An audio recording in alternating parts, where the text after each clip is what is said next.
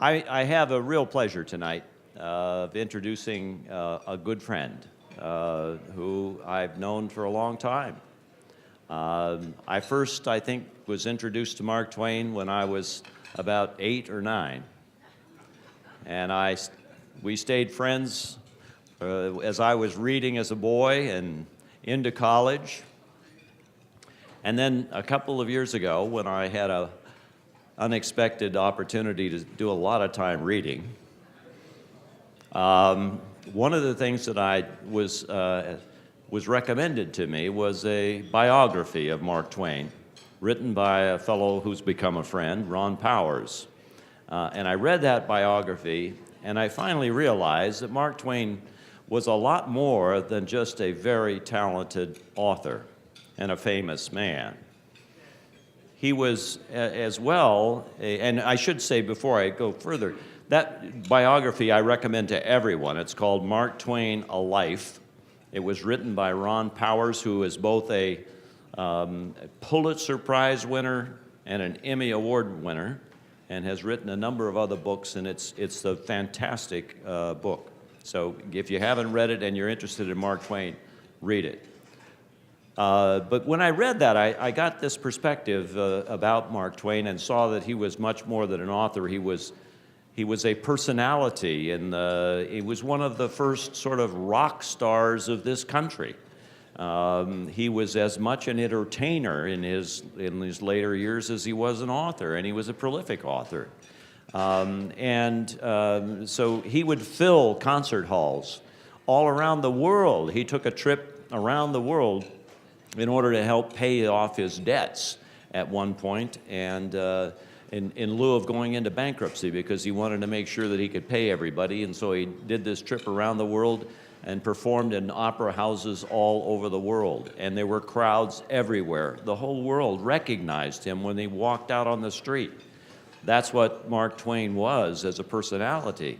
He was the original American. He was the American that everybody recognized. And then when you think about Americans and you think about American literature, there are all of these little witticisms and aphorisms that we all have that come down as a part of our common language. There are about 3 Americans who've contributed almost all of those aphorisms and witticisms that we use today. And it would be Ben Franklin, Mark Twain, and Will Rogers, I think, in order. But in terms of the number that each has contributed that are still alive today, Mark Twain eclipses the other 2 by miles. And that's why, in today's world, we have people who actually make a living impersonating a man who died more than 100 years ago. Think about that. How many other Americans, famous Americans, or famous people throughout the world have people still impersonating them 100 years after their death? That is a testament to the fact that he was such an amazing performer and such a combination, and also to the fact that what he wrote was meant to be spoken, and that in order to really get the full impression of the words that he wrote, you need to hear them spoken by someone who has the feel for that. And to me, that's like the music, the classical music of Mozart and Beethoven and so forth. You can't just get that from reading a script, a score. And you can't get it from maybe even from listening to a high school band. You can get it only from a real polished symphony orchestra that understands it all at a level that permits them to give you the full sound of it and to appreciate it the way it was supposed to be written and played. So that's, I think, why we need people who impersonate Mark Twain to give that life to his words today. But tonight, what we have for you is not just an impersonator. McAvoy Lane, who's been doing this for 27 years and has traveled around the world doing this. He's performed in Europe and Russia, as well as all over the United States, and does this full time.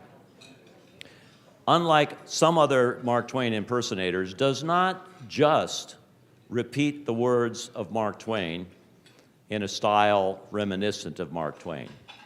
Instead, he is what is called a Mark Twain impressionist, which means that he begins with the words of Mark Twain, and then he takes that style and he improvises things that Mark Twain never wrote, but would have written if he were here today, if he were here at this occasion, if he had the opportunity to work this audience. And I think that's what makes McAvoy Lane really special as a performer. So with nothing further than that, let me introduce my good friend, McAvoy Lane.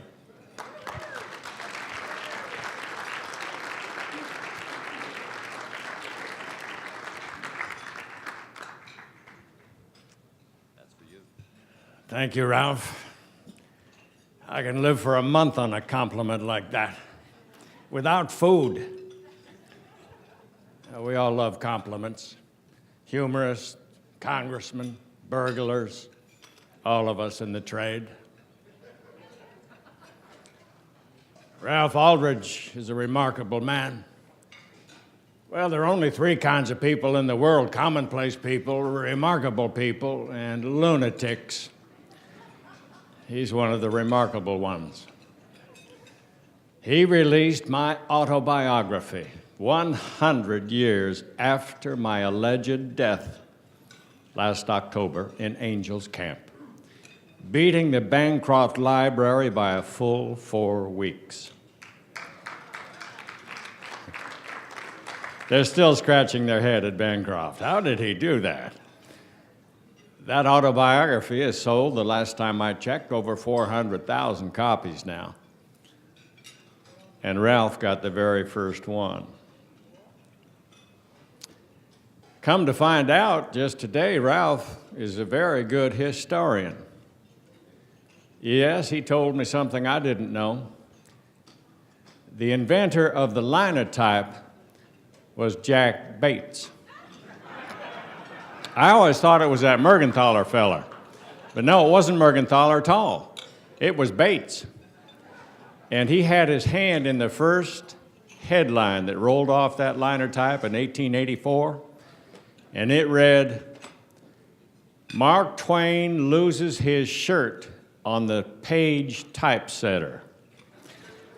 We were racing the linotype, Jack's linotype, to the marketplace and lost that race.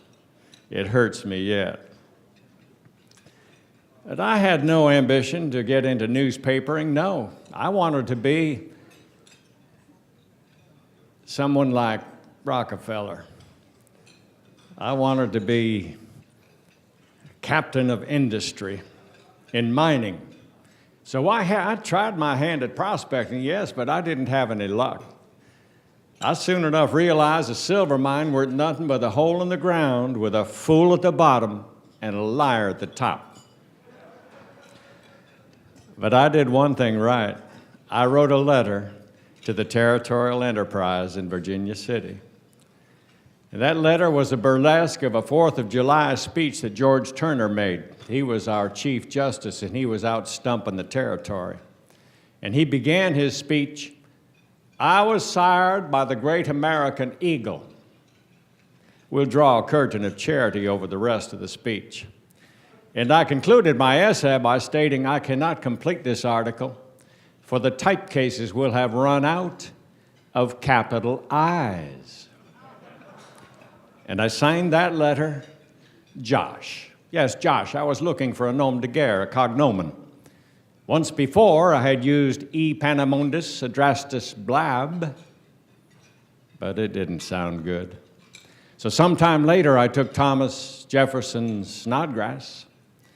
That didn't sound good either. But on the strength of that letter, signed Josh, Professor, personal pronoun, I was offered a job as a reporter. And when I signed on to the Territorial Enterprise, the publisher, Jack Bates, told me, "Sam, you have but one responsibility here. Get your facts straight. Then you can distort them as much as you like." So we never let the truth stand in the way of a good story back then, no. I learned with Bates at the Territorial Enterprise a good lie can travel twice around the globe before the truth gets its boots on. I cover the legislature for the Enterprise, and in all these years, nothing has changed. Never have I seen a body of men with tongues so handy and information so uncertain. Oh, they could talk for a week without ever getting rid of an idea. If any one of them had been on hand when the Creator was at the point of saying, "Let there be light," we never would have got it. No, the Nevada legislature meets every 2 years for 60 days, when they ought rightly meet every 60 years for 2 days. When the Nevada legislature's in session, nobody is safe. Well, I might have stayed longer than my 21 months at the Enterprise, but for a fellow by the name of Laird, James Laird, he was editor for the competition, the Daily Union. Imagine we had 4 daily newspapers up there back then. We were larger than Los Angeles at the time, the richest place on earth. And this fellow Laird, perhaps you've known someone like him in your lifetime, but he was endowed with a stupidity that with the slightest stretch would wrap 4 times around the globe and tie. And he slandered my good name in his newspaper. Well, if you must know, he called me a liar, a poltroon, and a puppy. Well, I slandered him back in the Enterprise. This went back and forth 2 or 3 days until I had to call him a coward and challenge him to a duel, which was imprudent.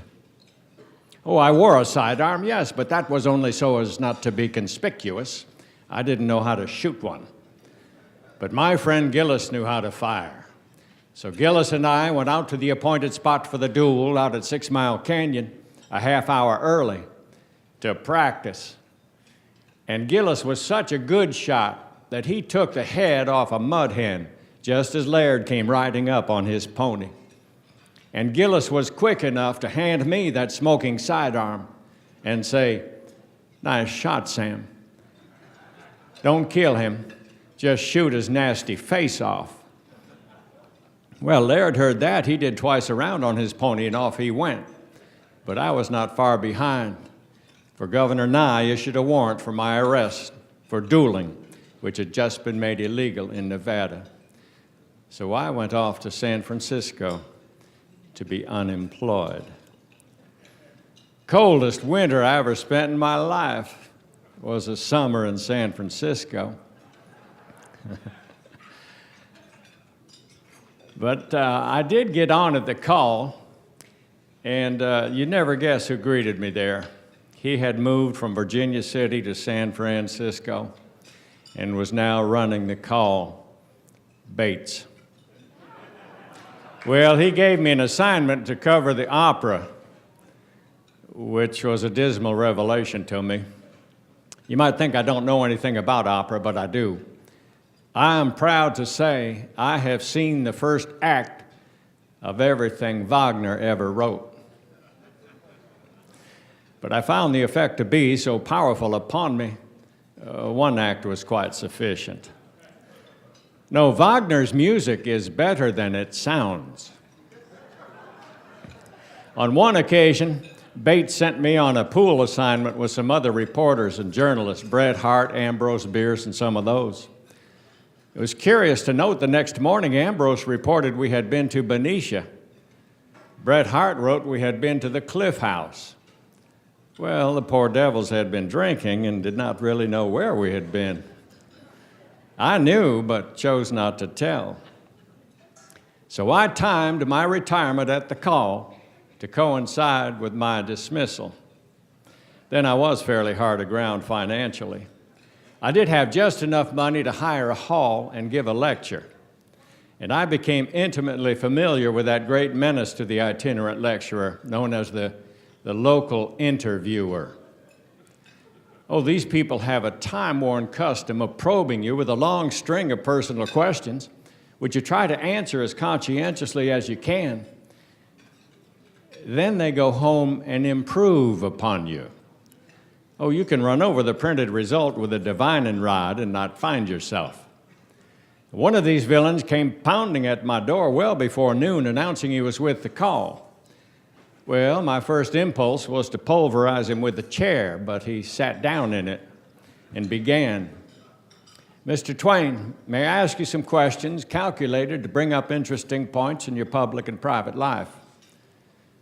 Well, yes, but I have a very poor memory.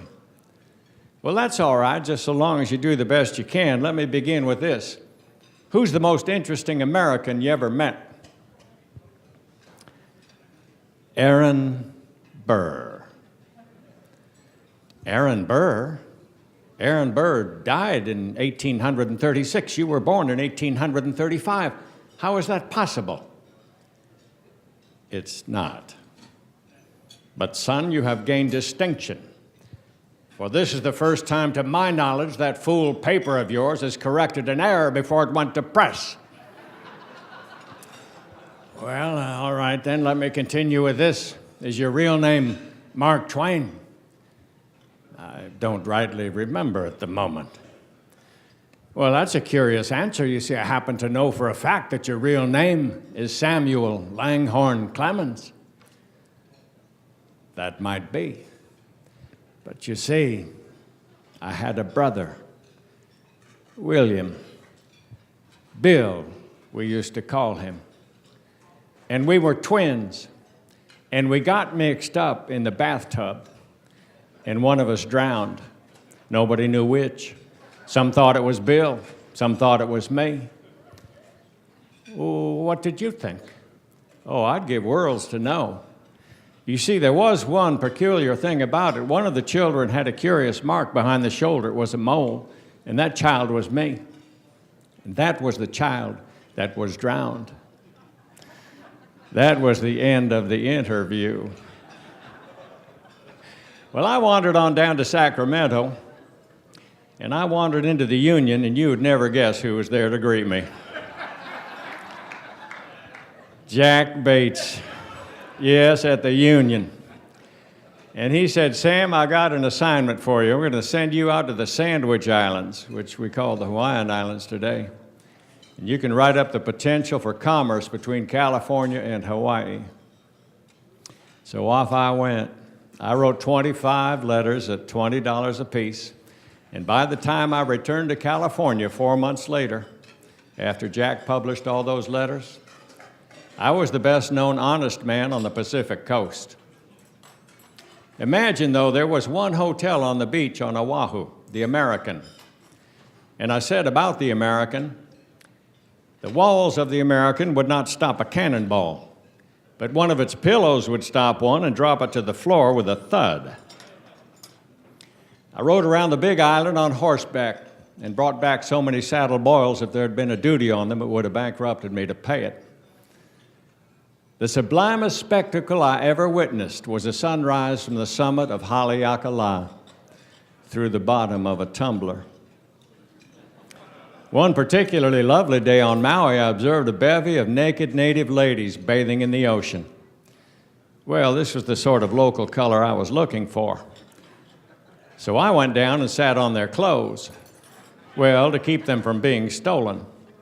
The sea was rising. It was a dangerous situation. I shouted for them to come out, but they ignored my warnings and continued to frolic in the sea. It was a heartwarming sight.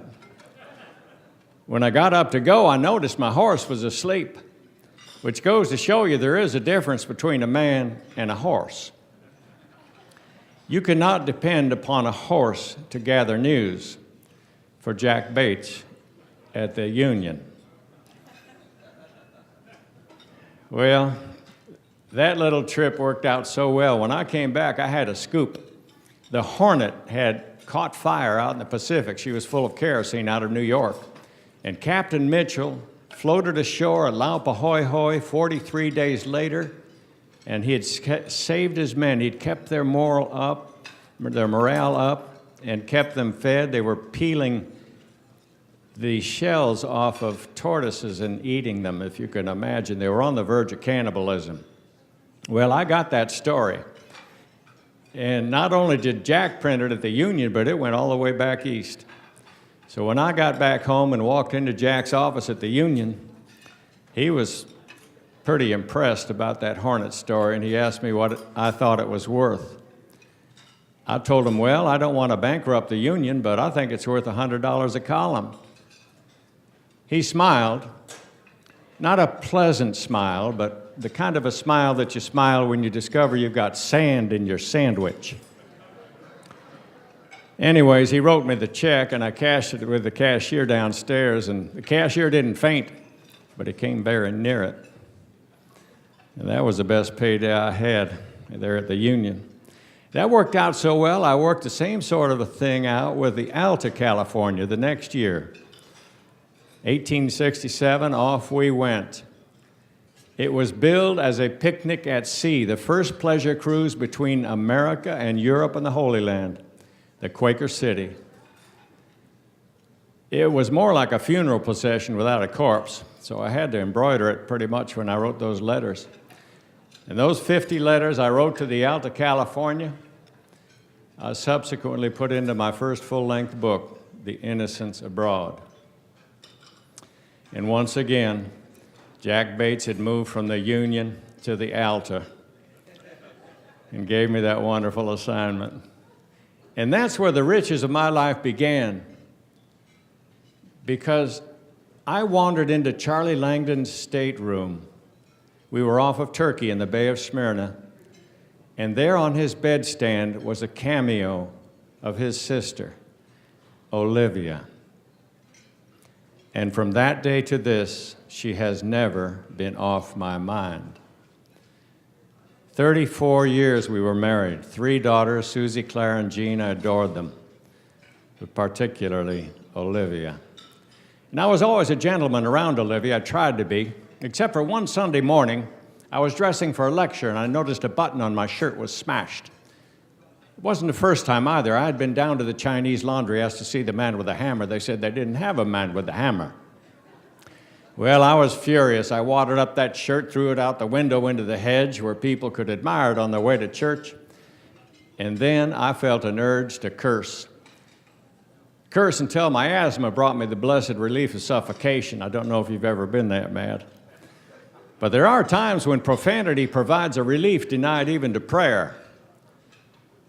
And when it comes to pure ornamental cursing, the Native American is gifted above the sons of men. Back then, I could utter an oath that would knock the dust up where it struck the ground. So I augmented my language to meet the emergency and let go like a cavalry charge with a liturgy of curses.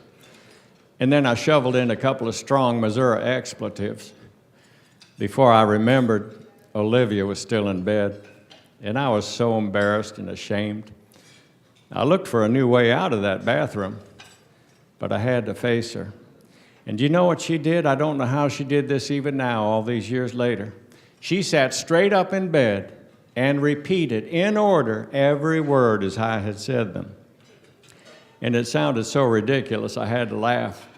I sat down on the bed, I took her hand, I said, "Livy, you got the words right, but the song wrong." She couldn't swear. But you see, I was born reserved as to endearments of speech and caresses, so hers broke upon me like the summer waves break upon Gibraltar. She had a heart that was tropically warm. It is in the heart that the riches lie. A loving heart is rich as enough. Without it, intellect is poverty. And Olivia possessed a heart of finer metal than any gold that was ever mined or minted. I'll say this about Olivia: wheresoever she was, there was Eden. And I'm sure Jack feels that same way about Lou. In fact, Jack, Lou told me earlier today, she said, "You can be saved, but the angel that does so will require all eternity to rest himself. Everybody knows Jack. I found this out today. We went outside to get a picture today on the sidewalk, and we were posing there in front of the photographer, and I happened to overhear a passerby ask his comrade, "Who's the guy with Bates?" Everybody knows Jack. Well, we writers remember with regret how Napoleon shot at a newspaper editor, missed, and killed the publisher. But we remember with charity that his intentions were good. I'm going to go have a drink to Jack and Lou. There are 1,000 reasons why I shouldn't take a drink, but I can't think of one right now. Jack, thank you for your enormous contribution. Have a happy and long life together. Thank you very much.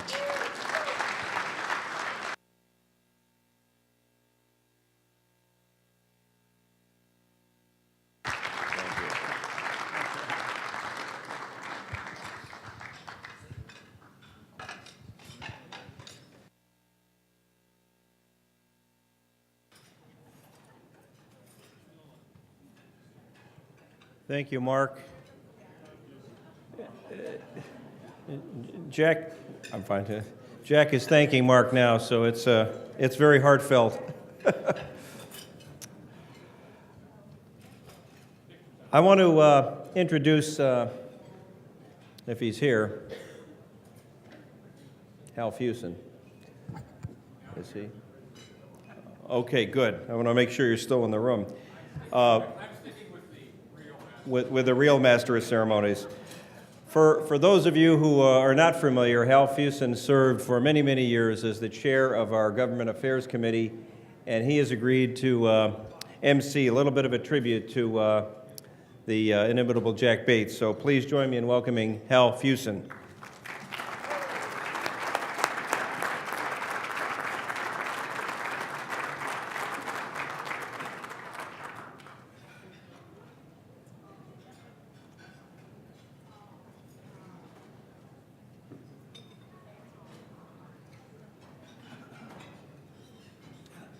Thank you, John.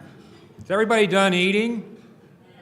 I hope so, because I have to follow Mark Twain. And that ain't easy under any set of circumstances. Although it helps a lot to have a good subject. And the good subject is behind me here. It's Lou, of course, who... She's using one of her many tricks. She's looking up at Jack, trying to give him the sense that he's the man in charge. We all know better. Now I have to master technology. You guys have been busy studying technology here at this summit. I'm retired, so I'm not sure I can do this stuff, but we'll start with a subhead, youth, and then go to the youth. That's not Lou. That, I am told, is Booty Bates, age 5. He was not, as far as I know, a publisher at that time of his life, although I believe his father was. And he assisted his father in the area of financial controls. You know, there's a lot of cash that went through some of those newspapers back in the old days. It went through in pennies and nickels and dimes and quarters. And Jack assisted by helping his father count the money. And meanwhile, he checked for any coins that he came across that were more valuable than ordinary coins, and he carefully traded them out with ordinary coins and made quite a little profit on the collection that he created in that manner. Now that's kind of what he's been doing ever since. He also was concerned about his dad's accounting controls. He even, I think he was a little older than you see here, but he knew about accounting controls, and he decided he'd just take a couple of grand out of the till and see if his dad missed it. And of course, he didn't. So he came back and said, Dad, you need to improve your accounting controls. And here are 2,000 reasons why.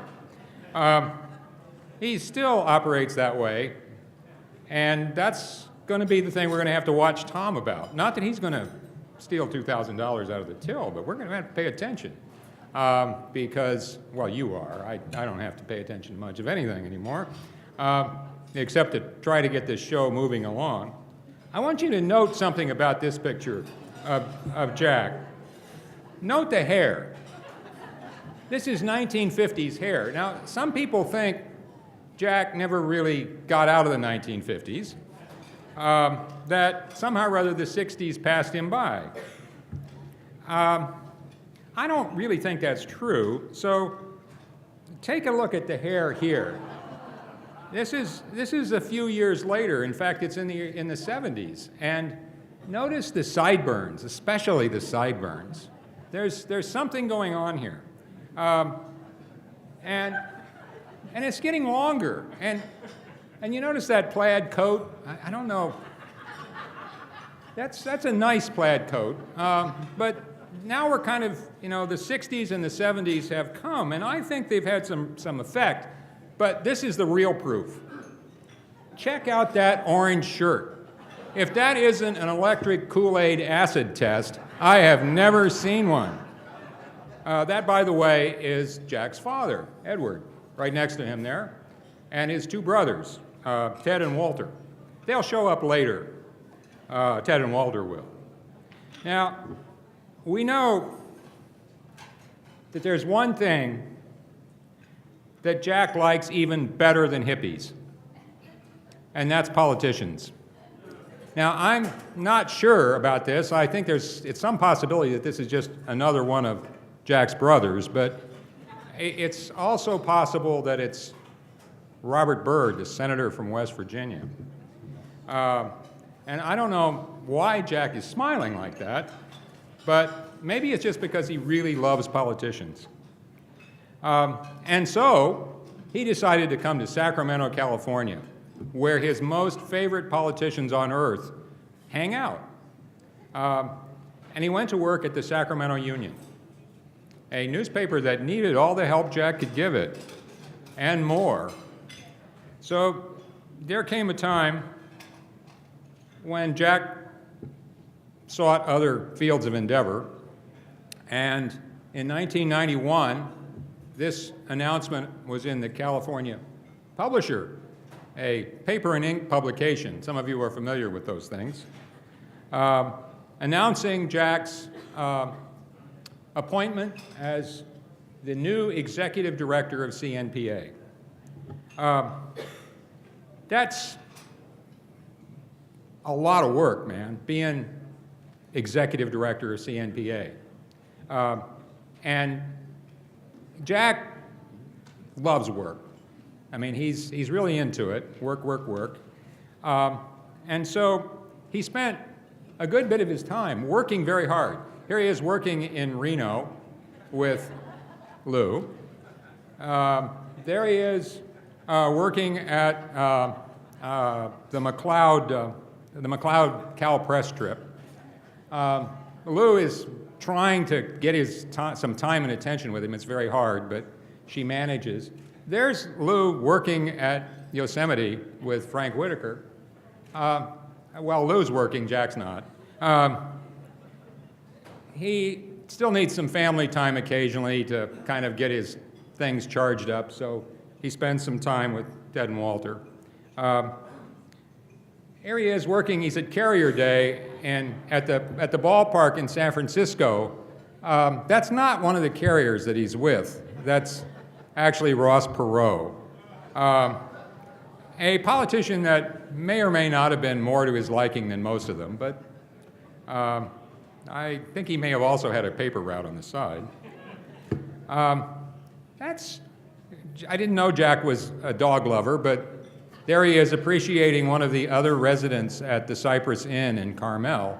The amount of work that he had to do was it just never stopped. Here he is on a boat with John Wilcox. This is at Lake Arrowhead, but if you have some history with Jack, you know that he really likes to have meetings on boats, especially meetings with politicians. You get those politicians on that boat and they're just stuck there, they can't go anywhere, and you can really get close to them and warm up and be friendly. And this is the hardest work of all. It's so hard, in fact, that I understand Jack actually played golf in China and the United States on the same day. Now that's a challenge, but Jack was up to it because he really liked to work. But occasionally he'd stop and he'd have some fun. He had so much fun. This is a list of all the past presidents of CNPA. You can go to the website if you want to read it. There are 19 names on that list that he worked for. Now, that's fun. I mean, that's really fun. There he is having fun with Tony Allegretti. Here he is somewhat earlier, having fun with George Riggs. Occasionally they two-timed him, kind of doubled up. Here he is caught between Jerry Bean and Will Fleet. Craig Harrington brought down something from up there in Bernie that he was really consulting on. What was really fun though was when the president's spouse bore down on him. Now, Brenda and I go back to age 15, so I can do that to Brenda. I wouldn't do it to any of the rest of you. There's even former presidents, people out of the past, not on the list of 19, but buried deeper in that list, like Reb Rebely came in to have fun with Lou. And there's even an organization of former presidents to have fun with the executive director of this wonderful organization. There's a group of them. I think most of them are still around except Darrell Phillips, whom we all remember very fondly. They were there to have fun with Lou and give him advice and tell him how to do things. Here they are, a similar group, past presidents of CNPA. They're 100% behind Jack.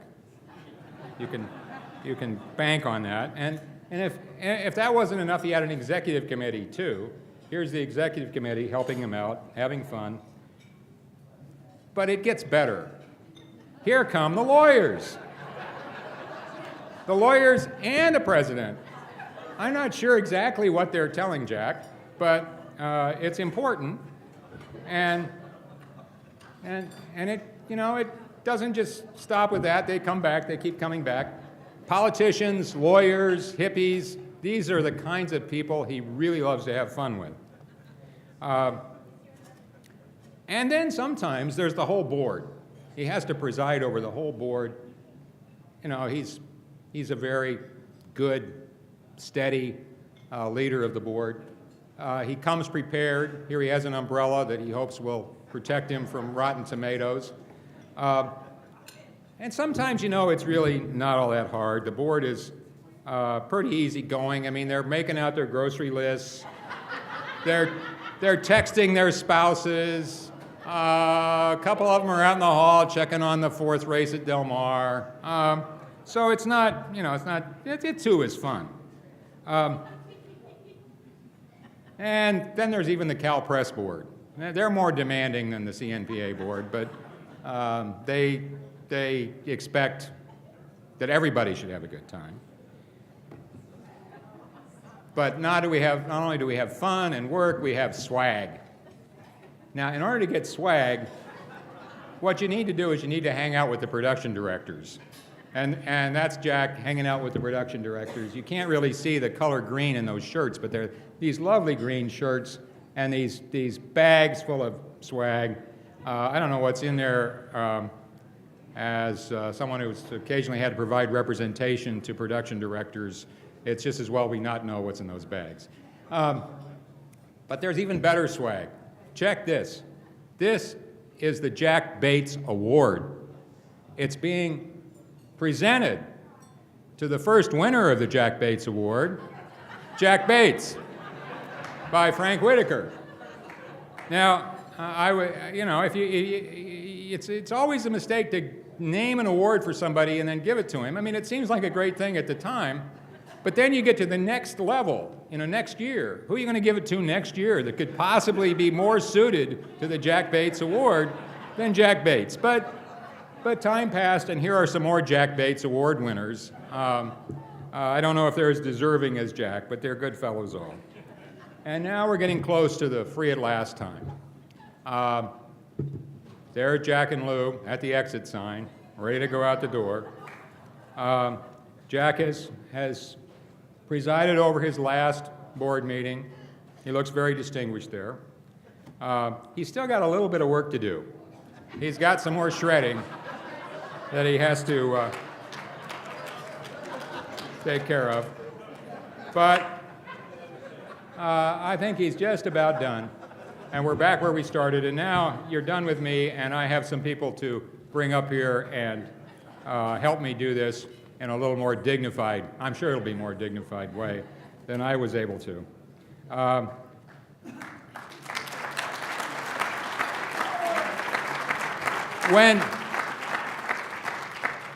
When I call your name, come quickly, because we don't want to be here past midnight if we can avoid it.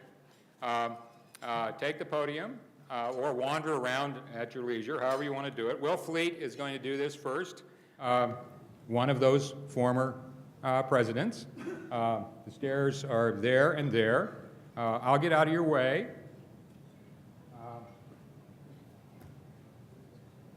We don't need this thing anymore. Good. I don't know how to work it anyway. It's not that hard, trust me. What is- It's not like those computer thingies, is it? Something occurred to me as we were at the reception tonight, and that is that this is an amazing, incredible reunion of people from CNPA over the last 30 years or so. I've been around most of those 30 years, so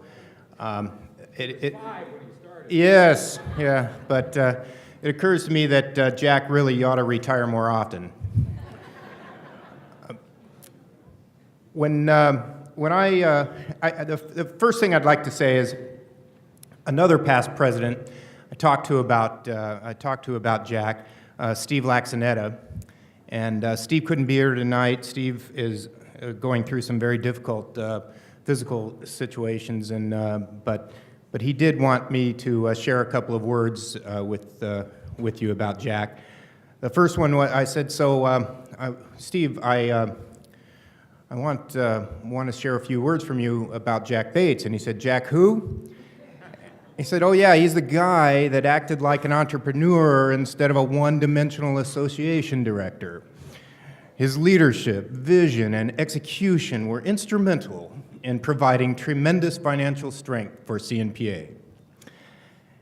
CNPA will miss Jack, and so will all of us. Have a wonderful retirement. And that's from Steve Laxanetta.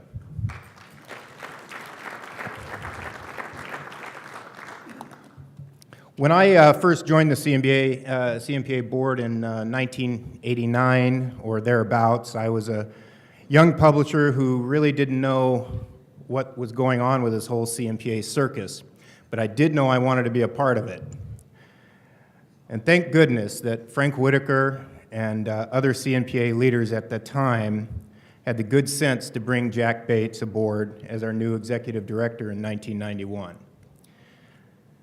And as I see it, the executive director's role is part politician, part businessman, part newspaperman, part psychiatrist, and in Jack's case, part real estate baron.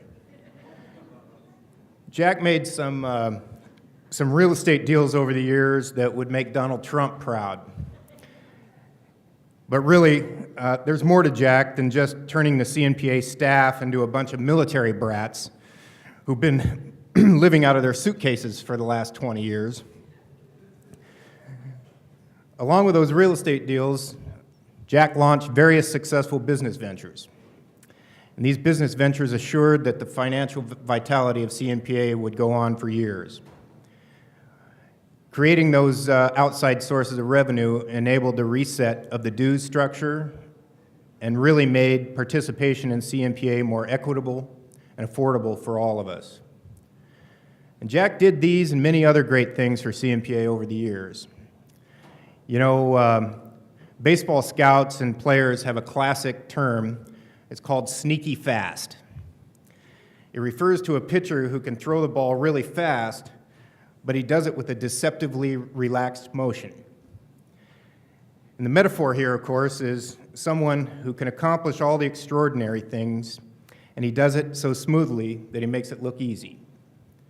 And Jack Bates has perhaps the smoothest delivery of anyone I've ever known. Jack, it's been an honor, a true honor, to be on the same team with you. Thank you.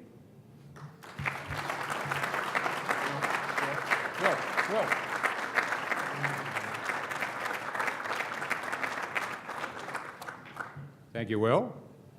We're going to keep people up here, unless they've got some pressing business elsewhere at the bar or someplace, so they can chime in if anybody lies about Jack.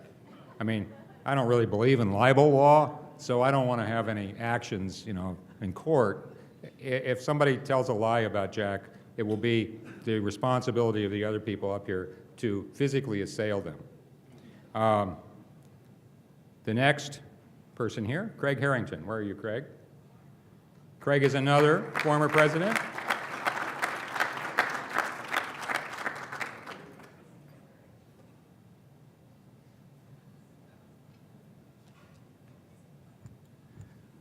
Well, I guess it's no secret, I guess. Jack and Lou like to travel. And for those of you that are past presidents or potentially past presidents, what kind of happens is they really don't have anything for you to do in CNPA anymore, so they kind of put you out to pasture and you join CalPress. And we've had some educational trips, thanks to Jack, as organized. And that's what I remember a lot about is the trips we've taken. And Mr. Twain, with all due respect, you did mention that Mr. Bates, you were amazed at how many people he knows in this world, you know. Unfortunately, half of them are his relatives. We went on a trip back in the 90s, I guess it was, back east, and it was a 10-day trip. And I think we ran into one of Jack's relatives every day. You see pictures of two brothers. Jack's got 13, 14 brothers. I don't know how many, but they're everywhere. And I remember it was one night in, I think it was Annapolis, if I'm not mistaken. And we were staying in this old 1600 era hotel that had problems with water. But we went out to eat one night, and there we were, all gathered around. It was a very small, intimate group. Let's see, some other publishers, the Brocks were there. Remember the Mannings? I'm trying to think of some of the other ones, but Lions, yeah, were there. And kind of there's a piano in the corner. And lo and behold, I don't know, half of Jack's relatives wandered in. And you may not know this about Jack, but he's a choir boy. He's a singer and a dancer. We still have yet to see that a lot, except I did get the opportunity to see this singing. I'd been told earlier on that around the holidays, it's a family tradition. They kind of would get together, and a lot of the brothers and gather around the piano, and they'd sing. Well, we got to hear that night, and it was something special. I found out years later that that hadn't occurred again, so I thought, my gosh, this is like one of those moments. I mean, how many of you were around, was it August 29th, 1966, Candlestick Park? The last Beatles concert. Some of you were there, you just don't remember it. But that was one of those events, because I heard this has never occurred again. You know, I got to see this, I got to witness this. Come to find out, though, thankfully, 50th anniversary in 2007, the family got together again, and so they were able to go ahead and sing once again as a group. So I guess it's like, and the Beatles got together, I guess, on a rooftop somewhere in England, did the same thing. But so I didn't get to hear the last one, but it was something special, and I do remember those trips. Went to Baja. Reb was there. I remember Reb Lee was there, and then we went one time on a CNPA trip And I just found out tonight, because I thought this place didn't really exist, Rancho Santa Fe. We actually went there. And I remember Jerry Bean earlier last night mentioned, that was the one thing about CNPA, that we got to go to places that we'd probably never go to. And Jack was responsible for that. And Katie and I, my wife, we looked for Rancho Santa Fe, and it didn't exist. We couldn't find it. I figured Jack had created this just for CNPA, and then it disappeared once we all left. But that was a fun trip. We've had a lot of those good times, a lot of good memories, and do appreciate it. I love this industry, love this organization, some of the best times of my life, and I still got a drink later on if you want. We'll drink to you. Thank you, Jack.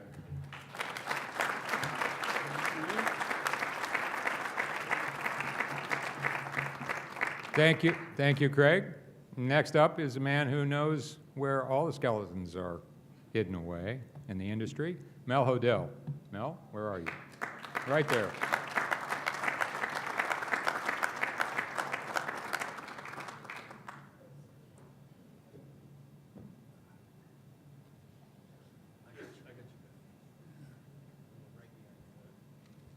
Thank you, Hal. I raise my hand, Jack, to tell you you have one good friend in CNPA. But my days with you go back way before CNPA. I remember you're telling me all about your family and your newspaper back in the East. You were a scout for acquisitions while I was a newspaper broker. And then you were employed and worked at the Sacramento Union. And I well remember my visit with you, among many, where we sat and you detailed all the ways that you were going to compete with the Sacramento Bee. And I was very impressed with it. Then you joined me as a broker for several years. And then came the search committee, and you ended up with CNPA. But I knew you were going to be very successful in this new role for 4 reasons while you were a broker. One was financial. You were able to analyze finances for appraisals, sale of newspaper, and making deals, and in a very impressive manner. And that's carried over into CNPA.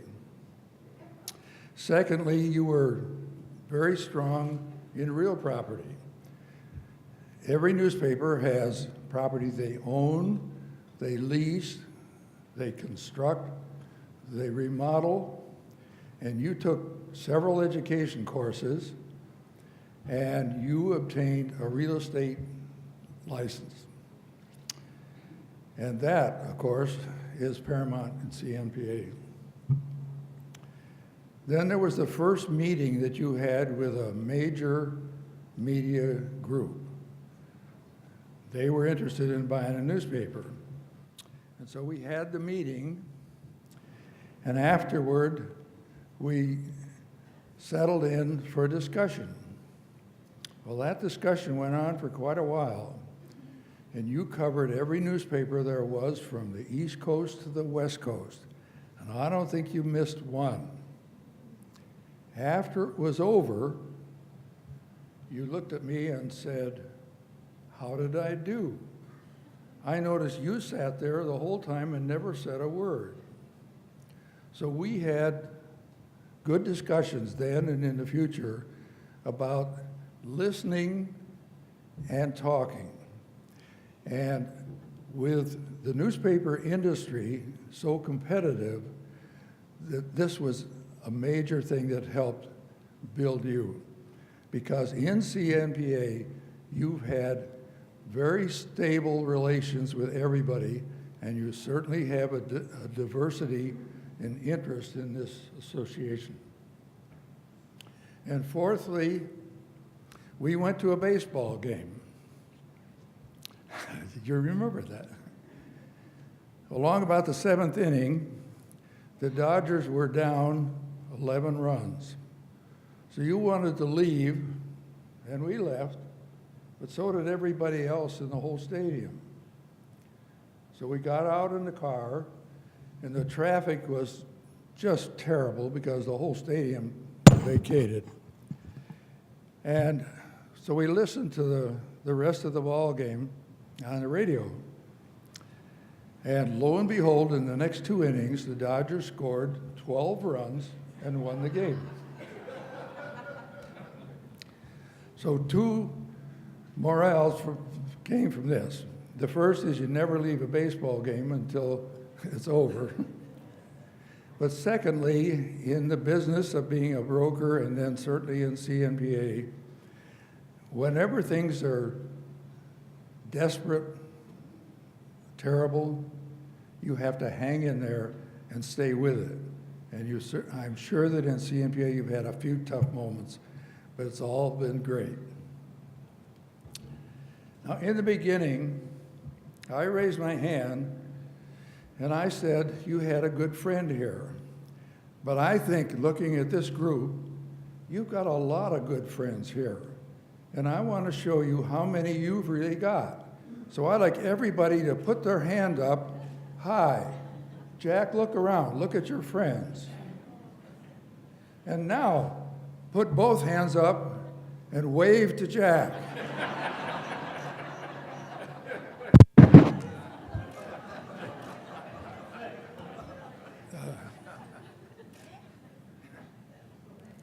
Gee, for a minute there, I lost my concentration. I thought I was in an airport going through security. Well, Jack and Lou, you are going to travel now that you're retired. And when you go through an airport, you're going to remember how many friends you really have here at CNPA. So on behalf of all of your friends, I want to wish you well, and you're a successful businessman and an honorable gentleman, and on everybody's behalf, I salute you.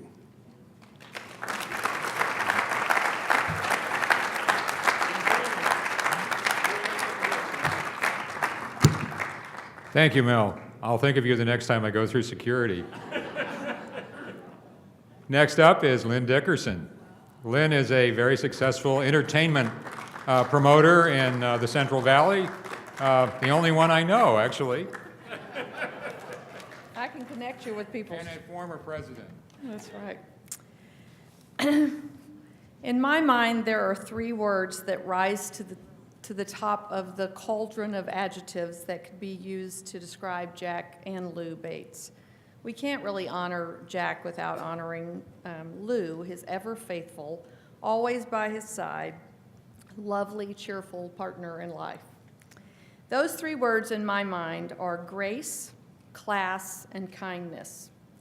Jack and Lou are truly gracious, classy, kind people. I took over as president of CNPA in the summer of '07, just as the Great Recession was getting its teeth soundly into the newspaper business. So if precipitously declining revenues and circulation weren't enough, tragedy struck my family shortly thereafter, leaving me incapacitated truly for much of the next couple of years. Our youngest son, for those of you who don't know, Ryan, drowned just 16 days after I was inducted as the president of CNPA. So I was really barely functioning in life, much less capable of leading our industry association. But in typical Jack Bates fashion, he gently but competently moved in and took care of things. He never made me feel like I was shirking my duties, even though I surely was. He made sure my responsibilities were met, kindly and graciously spoon-feeding them to me in little tiny bites that I could handle. He supported me personally and professionally. I was a zombie much of that first year and that whole year that I was president, and I really remember very little about that year except the unrelenting pain in my life. But I do remember Jack always being there, reassuring me and leading me through my tenure as president. You know, there's an old saying that says, you may not remember what people say, but you remember how they make you feel. Well, Jack, I will never forget you and how you made me feel loved and protected in those dark, dark days of my life. And I wish you and Lou all the best. I think you are truly wonderful people, and I hope you enjoy your vacation and this new chapter of your life, and that it is just one big, long vacation. And thank you so much for all that you've done for me personally and for this association and our industry. All the best.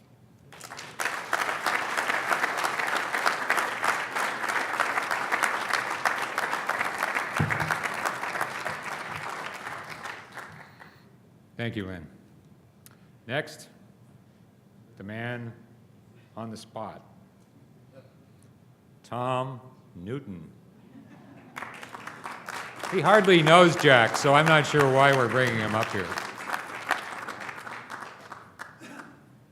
Hal mentioned that CNPA did a few outings on boats. One was a governmental affairs effort where we thought we'd get the politicians out on a cruise on the Sacramento River. Willie Brown decided to hold a legislative session, and almost none showed up except for one, whose name I won't recall now, but Hal and I, we were forced to have dinner with him, and about halfway through it, this guy was such a bore that I whispered to Hal, I said, you know, I've got a knife, you've got a fork. I think we can take the captain and turn this boat around. At any rate, it wasn't the best of our events, our legislative events. We've had some good ones since then. Jack, I'm up here tonight as the designated hitter for your staff of 20 years. And Jack, that's a baseball term, designated hitter. Jack's not a big baseball fan. Jack, what is baseball like? It's like watching paint dry, exactly.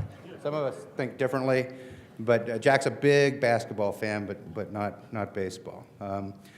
Somebody else mentioned that Jack is a singer, and it's true.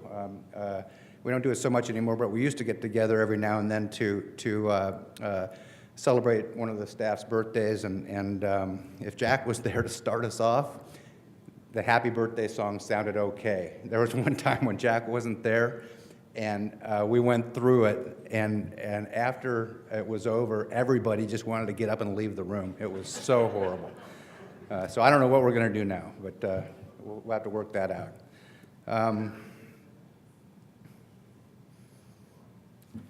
I went out to the staff and I asked them to send me an email with one sentence that described how they felt about Jack and why he was important in their life and their work life. And of course, I got 3 sentences, I got paragraphs, I got a lot of material. I tried to boil it down and into something that was doable, and when I did that, I took it out into the parking garage where nobody could hear me, and I turned on my stopwatch on my watch and did it all, and it took 8 minutes and 47 seconds, and so that was unacceptable. So I've tried to boil it down even further, so 3 themes arose here. The first is that, you know, Jack is damn funny. That's what your staff thinks about you, and one of your staffers wrote that she just loved all of your turns of phrases, it's time to put the plug in the jug, or, you know, you can't let that camel's nose get under the tent, or my personal favorite that I heard over 20 years ago, which was, you know, we got to quit hiding our light under a bushel basket. And I still have never seen a bushel basket. But Wolf relates that Wolf Rosenberg relates that he sent Jack an email, the kind of email that you get sometimes in Forward, something about how laughing and smiling creates, it releases good endorphins and reduces the stress hormone cortisol. And Jack replied thusly, "As far as I know, I don't have any endorphins left." And my cortisol level went way down when I announced my retirement. So if you see me smile, it's probably just a gas pain. And you know, Jack's not too tech savvy. Wolf sent him a message through LinkedIn, and I sent that in June. Jack replied to it in January. The running joke for Jack is anytime anybody has any kind of computer glitch, Jack says, "Don't worry, I'll be right over to fix it." And he gets a laugh every time. Okay, second category is bold and brilliant, and Charlotte Trillo relates that she has worked with Jack either at the union or at CNPA for 29 years, and everybody knows this story, of course, that Jack hired Charla, a couple other staffers at the time dedicated to this, said, "We're going to do a small project," starting with 3 staffers and a few bucks. Within 5 years, Jack created a monster of an ad placement service, dominated the nation. At its apex, we ran about $350 million a year through it, and it was an amazing success. And it got a little scary. I think Jack got a little scared, and so he decided that we'd sell it to NAA, and that happened. And Jack became a little frustrated. They ran it less successfully than Jack did and CNPA did. Ultimately, they sold it to AP, which ran it even less successfully. And then Jack started scheming, looking at this non-compete clause in the contract and saying, well, how can we get around that? And so, after a little bit of plotting and scheming, we said we were going to partner up with them. And we did that for a while until Jack could take control of that again. And now Charla and Wolf and CNPA Services, Inc. are back in the advertising business and holding their own. Tremendous entrepreneurial instincts. A lot of it, I think, is just gut level, but just amazing, amazing success. Last category is Jack as the mentor, friend, leader, and best boss ever. And these are just some of your quotes from your staff, Jack. Jack has always been there for us in any time of need, whether it's business, families, or health. The hallmark of Jack's leadership is the high level of trust he places in me and every other CNPA employee. Jack is down to earth, has a wealth of knowledge, is always approachable, and truly cares about his employees. And you just have no idea how much that is true. Can't go really much farther without saying a word about Lou. As we all know, Lou is the most welcoming, charming, graceful person on the planet of the earth. It's just, that's the way it is. And she has done so much for Jack and for CNPA and for me too over the years. Every Christmas luncheon, she'd come in and watch the shop and answer the phones, helps out at all of these types of meetings, and has just been fabulous for CNPA. And I think we should all give her a round of applause.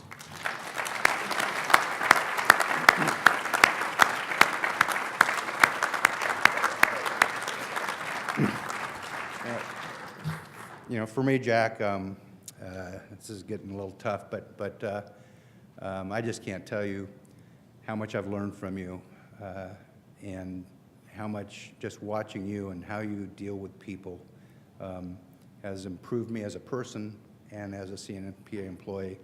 I know I can never step into your shoes, but I'm going to do my best to make you proud. And on behalf of your staff, we wish you and Lou the very best. Thank you.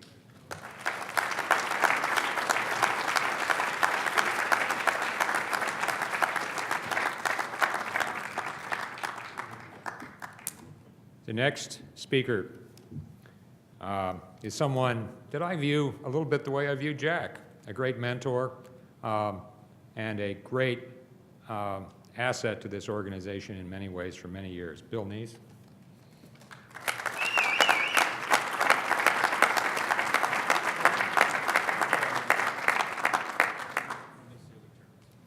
You know, I was really looking forward to coming up here and making these remarks about Jack, but when I see Hal looking over my shoulder, I'm not quite sure to make of that.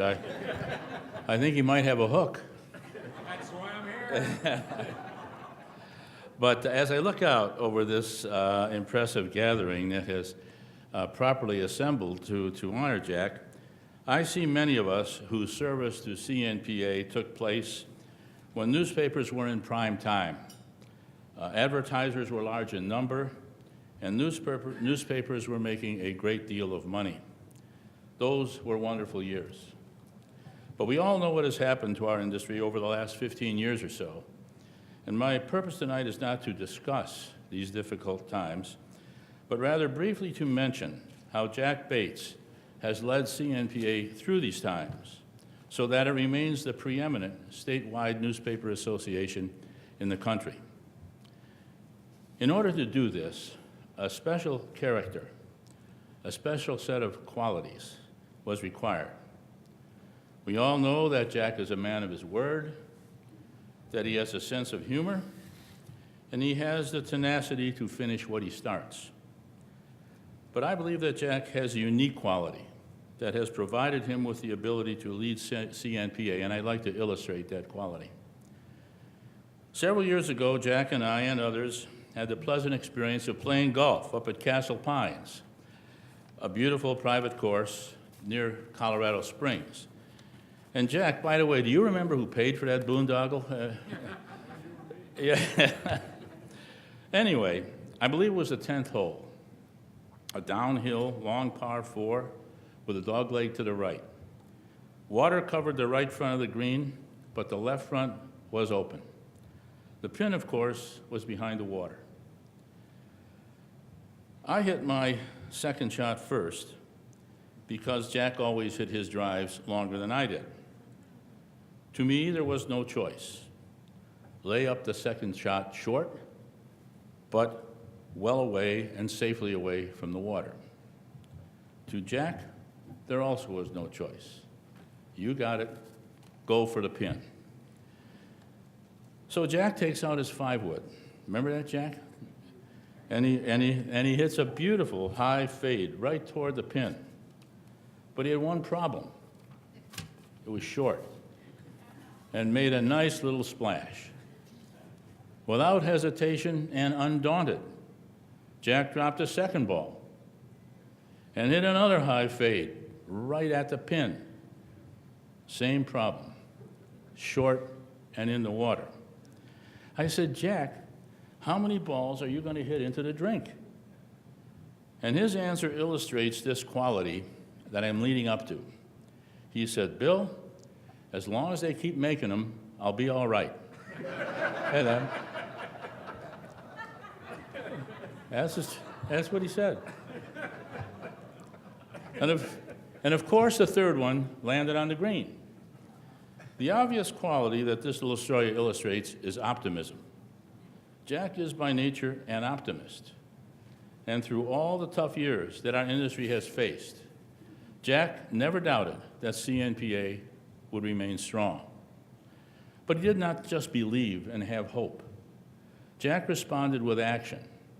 Ron Redford's piece in the spring edition of California Publisher, if you haven't read it, I commend it to you, was a very good overview of Jack's qualities and accomplishments. And I will mention only one of which has been mentioned here already, and that is through these hard times, Jack has continued to press forward and manage CNPA ad services, which has generated millions of dollars for the newspapers of this state and is a major source of revenue for CNPA. Because of Jack's optimism, it was his nature not to be discouraged, but to encourage the entire organization to get on with it and meet the challenge that was faced. Before closing, and I know it's time for me to leave here, there is one other quality which Jack possessed, perhaps most important of all, which has also been previously mentioned, and her name is Lou. The two of them, Jack and Lou, have been amazing ambassadors, not only for CNPA, but for all of the newspapers of this state. To coin the phrase, the two of them, as you see them up here, as a team, were right out of Central Casting. So Jack, as you leave CNPA and enter into your well-earned retirement, you leave with every newspaper person in this state saying to you and to Lou, thank you very much for a job superbly done.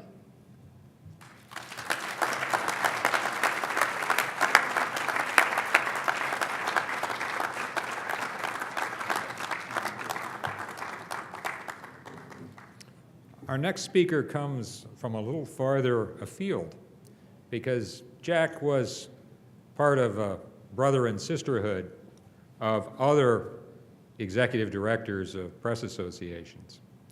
And so with us today is what I'm told, well, I know this about him.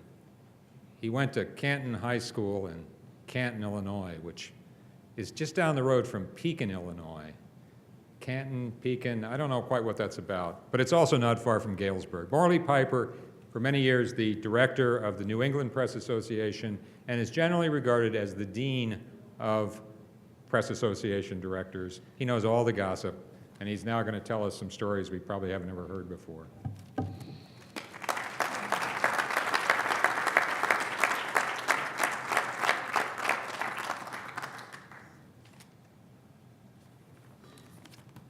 Good evening. I admire the way the other speakers this evening were able to ad-lib. I've never been good at ad-libbing, so I wrote out a few notes for this evening. But what I'm looking at now are the directions how to get here.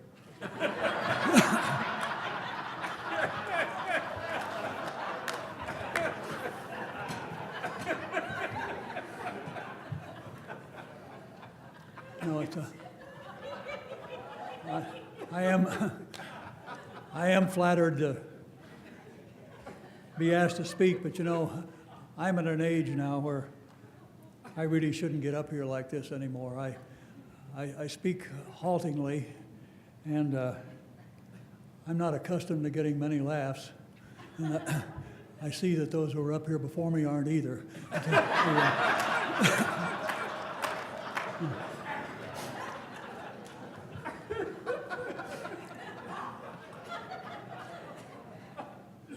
I'm honored and humbled, really, to be asked to join in paying tribute to my dear old pal Jack and to Lou. I told Jack I could do this either way. I said I could speak for him or against him, whichever he thought would do the most good. And I asked him why is he retiring, and he said, well, the spark is gone. And I thought to myself, Jesus, how could that be? He was never, ever really ignited.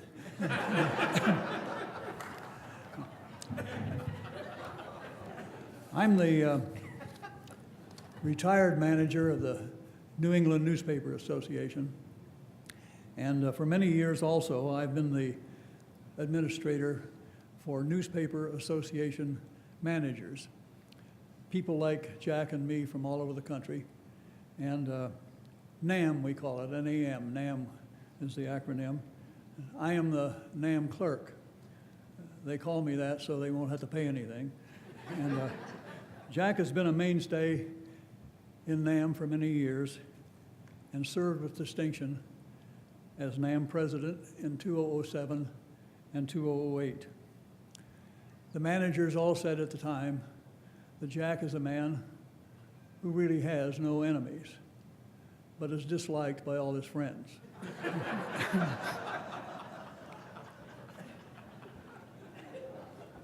They've always looked upon Jack, you know, with a mixture of awe and admiration and affection and amusement. We all call him Cactus Jack. That's after an old cowboy movie star who damaged himself. I don't know any other way to put it, while peeing on a barbed wire fence in a lightning storm.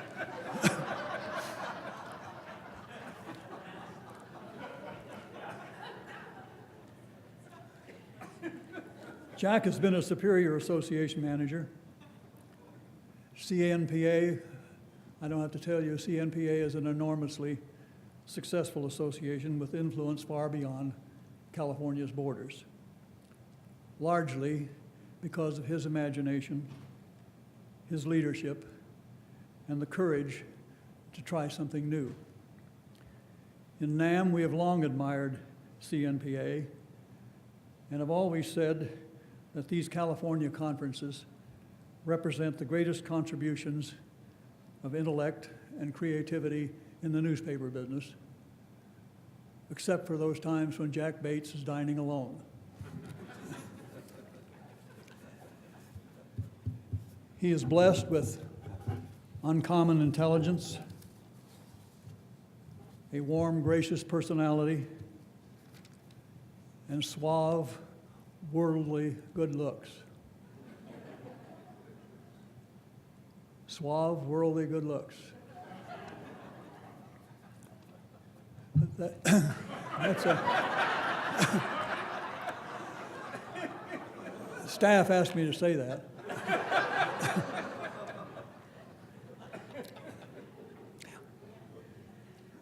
Jack understands people, I think, about as well as anybody I've ever met.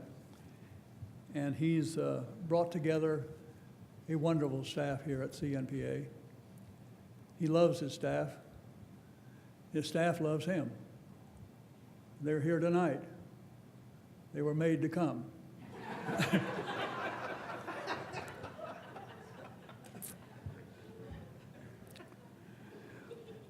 Well, now an era has ended, and a new one is about to begin.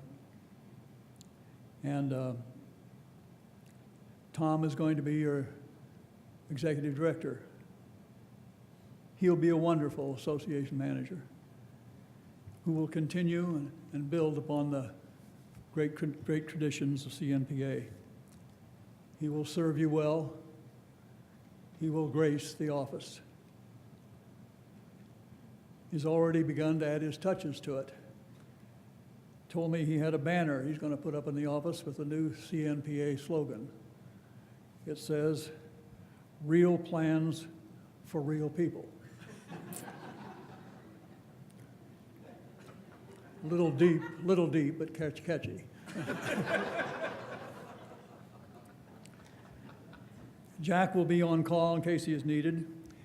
He remains deeply interested in the association and would be invaluable as a consultant. He's especially interested in the CNPA Foundation, in particular, the fundraising drive. He too has a slogan for the fundraising drive. It says, "I've upped my pledge, up yours."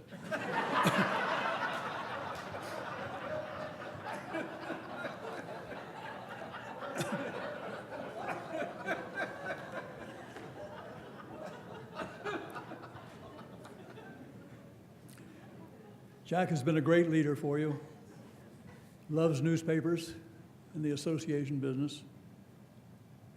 I am most grateful to have a special relationship with Lou and Jack. They're very dear, great Americans. I think the world of them. You know, in the association business, we work with everyone from the publishers down through the ranks. We know them all and work with everyone. And most of them think they're our bosses. We get a lot of advice. Over the years, Jack and I have developed a way of coping with all the advice, and we've set it to song. Would you like to hear it? Give 'em the old razzle-dazzle, razzle-dazzle 'em. Give 'em a show with lots of flash in it, and the reaction will be passionate. Give 'em the old three-ring circus, stun and stagger 'em. When you're in trouble, go into your dance. Long as you keep 'em way off balance, they'll never know you have no talents. Razzle-dazzle 'em, and they'll leave you alone.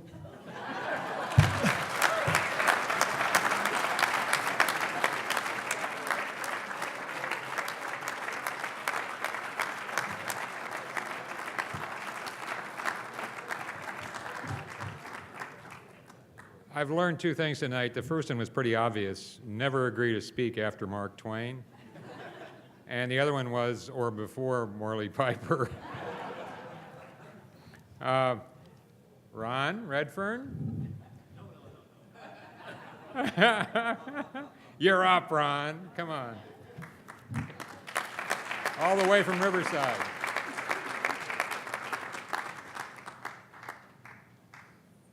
And I've just learned you don't speak after Morley. It's a pleasure to be here tonight to talk about my friend Jack. As I listen to all of my colleagues back here talk and sample the love and respect, I'm struck by a friend of Lou's and Jack that lived in Riverside, a gent named Vic Maselli, judge from Meadville, Pennsylvania, former judge, and he had a saying that must apply, it really does apply to Jack, based on what I've heard tonight and my association with him through the years at CNPA. Vic said that I have friends I haven't met yet, and I think that applies to Jack, and I think it's something that must be in the water in Meadville, Pennsylvania, because people think a lot about you. And of course, what Morley said here tonight kind of really ties into my comments, because I have a special distinction that I'm very proud to have here tonight. Something that my colleagues don't have is I'm the last graduate of the Jack Bates School of Board Management at CNPA. Now, the last one, I happened to fall into this because Hal and his cohorts sold their papers, so he fell out of line, and Ralph took a hiatus for about a year, and so suddenly I was in there because I got co-opted by Tony Allegretti to come in. And when I asked Jack about getting in the line for the office, he says, "Don't worry about it." He says, "Just be careful." And then this happened, and here I am in front of you tonight. I remember my first board meeting, and the CNPA board is a beautiful thing. It really is. Here's a group of very independent-minded, highly opinionated individuals ruling their operations with an iron fist, who have the illusion that they're running the CNPA organization. And it kind of ties into razzle-dazzle them. My first board meeting, I said to Jack, I said, I'm a little nervous, Jack. I said, I wasn't planning to do this. It's coming on pretty quickly. And Jack said, just don't rile them up and you'll be okay. Because they can be riled up pretty easily, as many of you past presidents probably know. Jack's been a delight to work with. I've been on the board at a couple of times during my career. It's a great organization, more so because of Jack's work, Jack's leadership, his integrity, his determination, and his soft, quiet management to create the illusion that those of us who sit on that board are doing something productive is a great, great thing, and we love him for it. Thank you, Jack, and to you, Lou, thank you for your patience. I think he's tried to get out of here a couple times before, but his love for us and what we do has kept him here.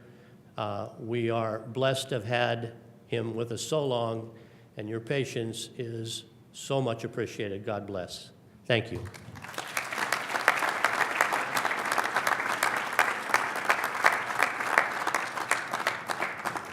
We're getting close to the main event of the evening. Not Frank, mind you, but he is key to the main event. Come on up, Frank. Frank Whitaker, who himself is now dealing with retirement, right? Jack's my inspiration. Jack's your inspiration. Come to the podium.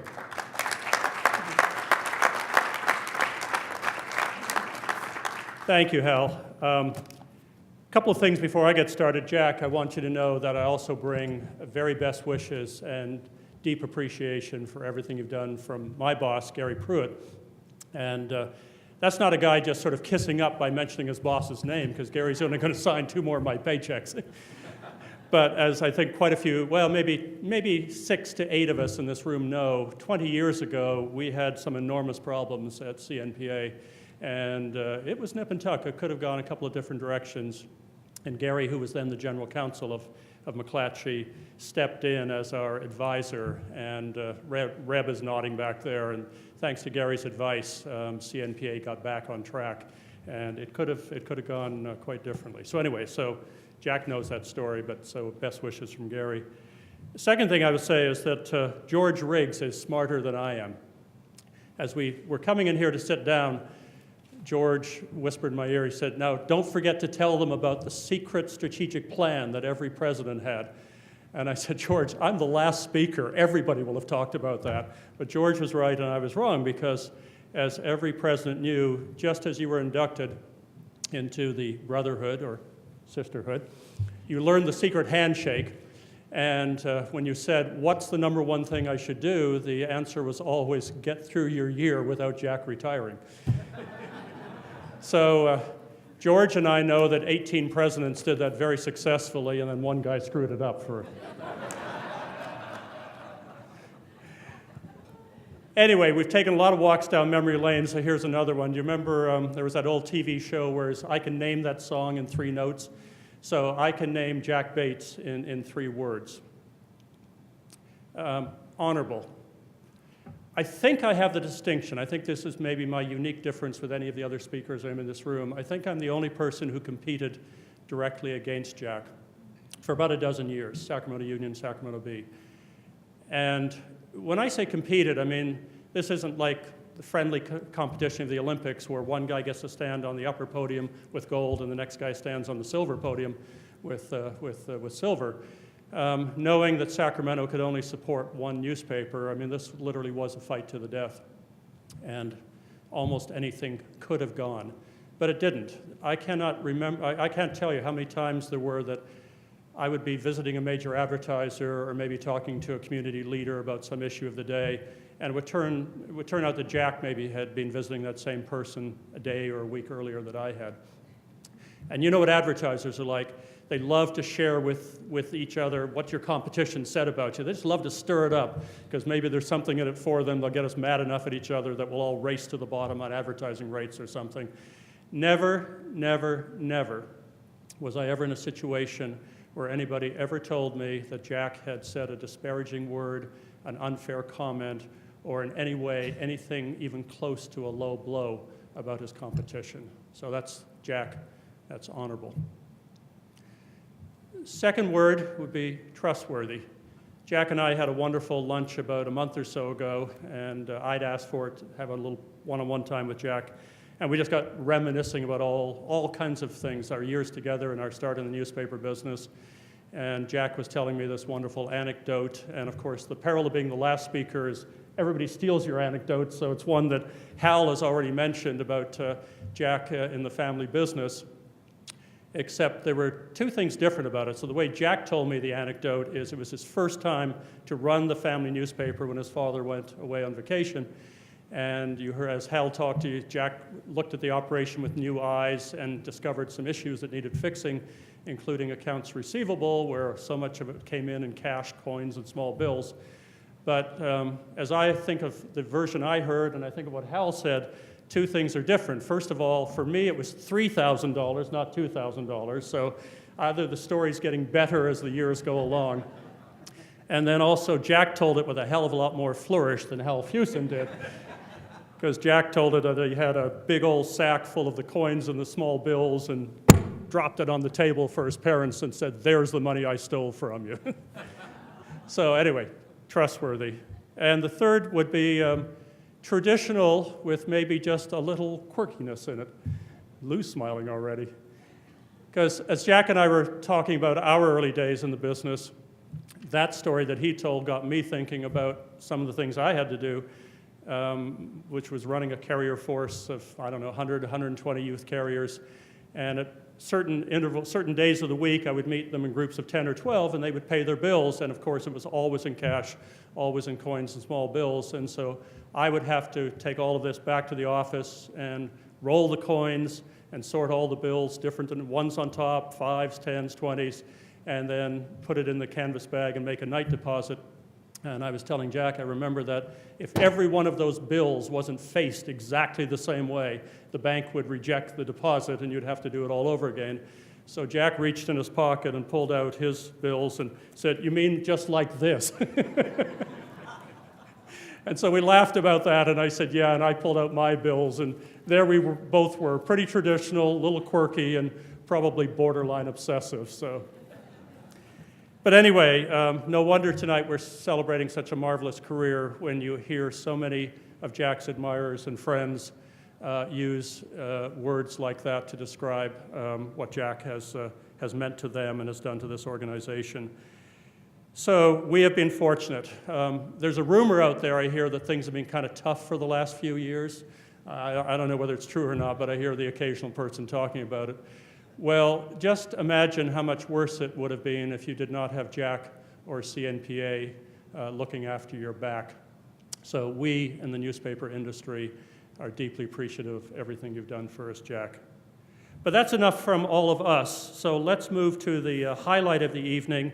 This is the best moment of the evening. So Jack and Lou, would you please join me here at the podium?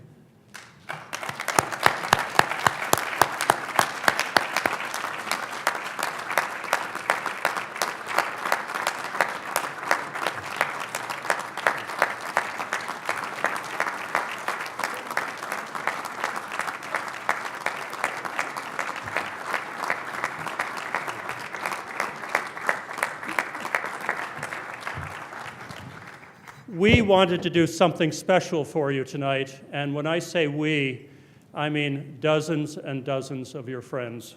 And so this is not a gift from CNPA, this is a gift from individuals that you have touched with everything that you've done in their lives. We passed the proverbial hat, and we got some nickels and dimes. It was like those little carriers who used to pay me on the corner, you know. And we didn't let those people sign the card, but some other people made some more substantial contributions. And so then we said, okay, so we've got a little bit of money. What do we want to do with it now? Well, we went to 3 experts who you might know. We went to Amy and Barb and Laura, and we said, what do you think we should do?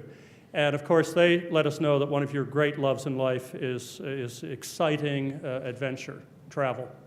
And they let us know that for all the travel that you've done, there are still a few special places in this world that you would like to go to. So Lou and Jack, pack your chopsticks. You are going to China for 13 days, all the major cities, Shanghai, Beijing.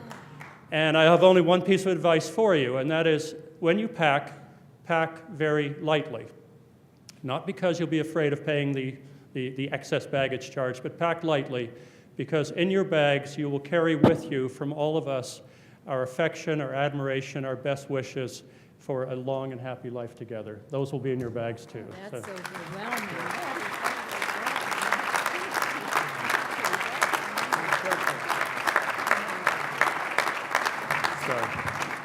So we'll put those over for you. Well, I'm bowled over. Let me first of all, let me correct this thing, this disparity between the 2 stories.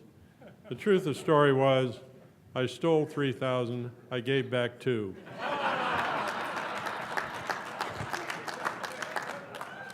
So in a way, they were both half correct. In looking at the funny photos up here of me in various stages of maturity, there were a couple of things that were even funnier than those. And one of the funniest ones was my old friend Frank Whitaker. When I called him and offered to establish a joint operating agreement with the B, and I'd love to have seen the look on his face when he heard that one on the phone. That one, we should have captured that on film, Frank. The other one was when I interviewed for this position, if Frank remembers, I met in his office, and I had just been to the doctor and had a nodule taken off my forehead. It was stitched, and I was assured that it was quite okay. I got into Frank's office for the interview, and I think Jim Gill and Dick Blankenberg and you were there. And as I sat there making pleasantries, all of a sudden I felt this little drip coming down my face. So here I am in the midst of an interview for a job I really wanted, with blood all over my face, reaching for my handkerchief. What a great impression. But in spite of that, I got the job, and I'm eternally grateful. Well, I had a whole list of things I was going to do. I was going to introduce my lovely wife, Lou, wherever she is, which has already been done. I was going to introduce my lovely daughters, which I'll now do. Amy Carlton, my oldest daughter, Barbara Everode, my youngest daughter, and Laura Pope, my middle daughter.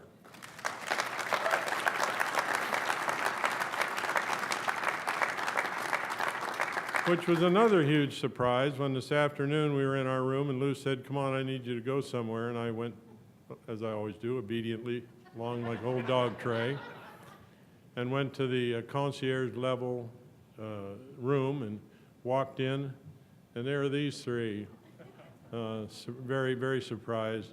Although I know whenever there's a party and the word's out, they're usually not far behind.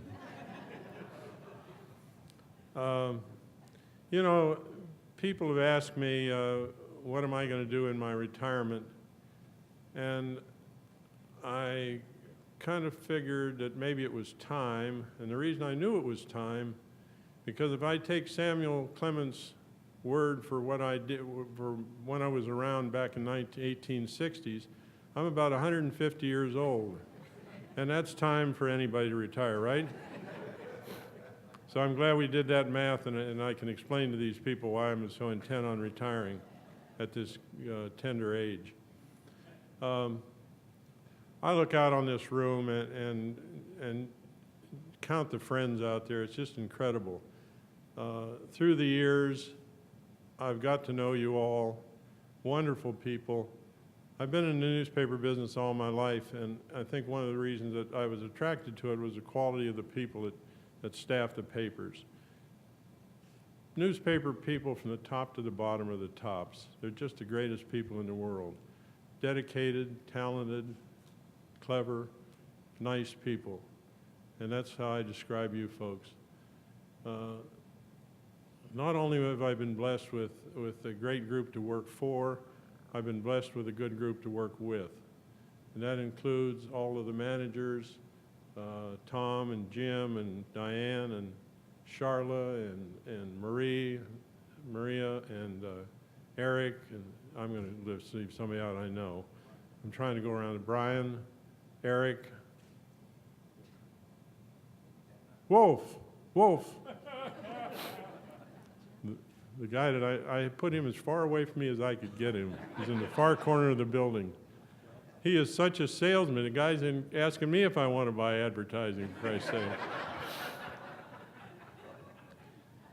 We've been through a lot together, and it's just been great.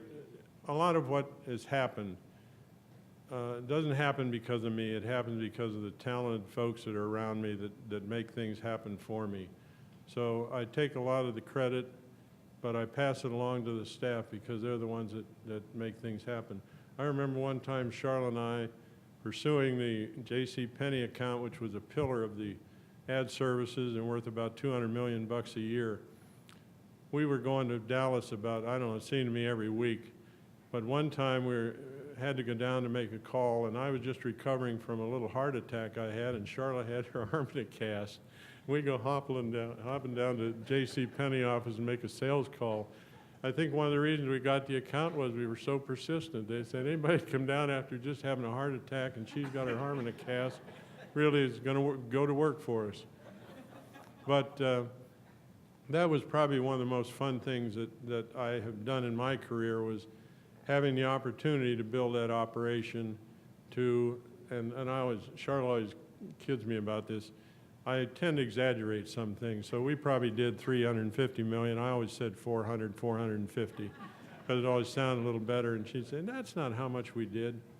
But anyway, it was very successful, and it was a lot of fun. There's nothing like being able to start a little business from 2 people and end up with we had 122 people at one time stuffed in that building over on 10th Street. Before we sold NAA, which turned out to be the most colossal error I ever made in my life, was recommending that. But at the time, it seemed like a good thing to do, and you people all agreed, so I'm off the hook.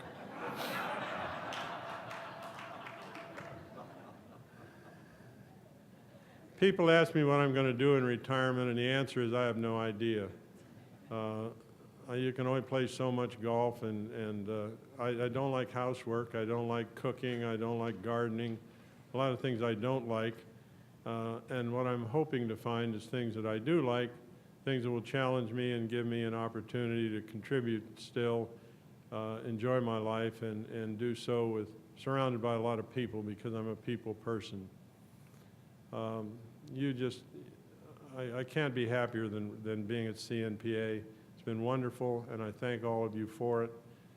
People behind me, thank you for all your kind words. I didn't mention Diane and Debbie. I knew that would happen. Anybody else out there? Anybody else work for me that I didn't mention? It's just been a wonderful ride, and I appreciate the opportunity to serve you people. And I know that Tom coming in is going to do a fabulous job. He says he won't be able to walk in my shoes. My shoes won't fit him. His shoes are too big. You guys are in real safe hands with Tom Newton. He's going to do you a great job. I'll help him transition for a couple of weeks and then get out of his hair and let him take over and lead you to even greater heights. Again, with the team that's in place, are fabulous people. They'll help him at every turn, and he'll be a great success. So I'm not going to fade into the sunset. Lou and I will come to meetings. We'll be the Mel Hodel of the next generation. We'll start a string of attendance at CNPA meetings and keep our friendships alive with all of you wonderful folks. So thank you from the bottom of my heart and from Lou and from my children as well for making these 20 years some of the most happy, profitable, wonderful years of my life. Thanks again.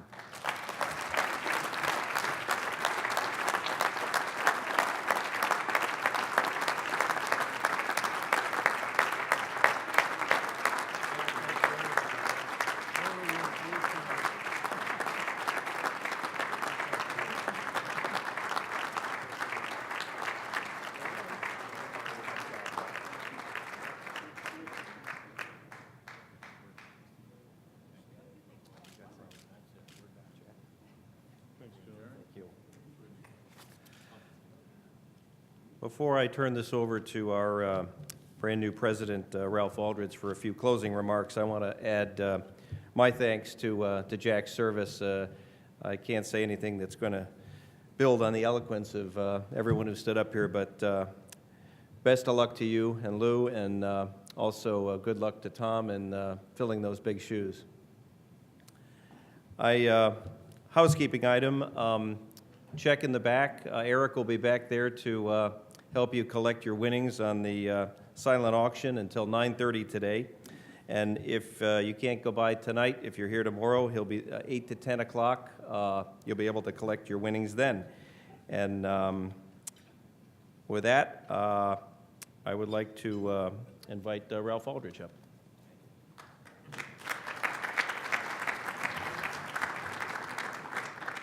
It's late, and I'll be short. We start tomorrow at 7:30 with an executive committee meeting. Jack, you can sleep in. Great, thank you. Diane also reminds me that people should, if they have a chance tonight, or if not, probably tomorrow, sign the memory book for Jack and Lou. I know that'll be important. It's in the back of the room here tonight. We have the BNC and some more programming tomorrow, so stick around and see it. Beyond that, I just say this. I thank you for everyone who came tonight. Thank you, McAvoy, for a wonderful performance. Thank you, all of those people who expressed what we all feel about Jack and Lou in words that are better than any of us could have. And I would try to be presumptuous enough to try to sum all of that up by saying, Jack and Lou, thank you for everything you've done. We love you. We'll miss you. Good night.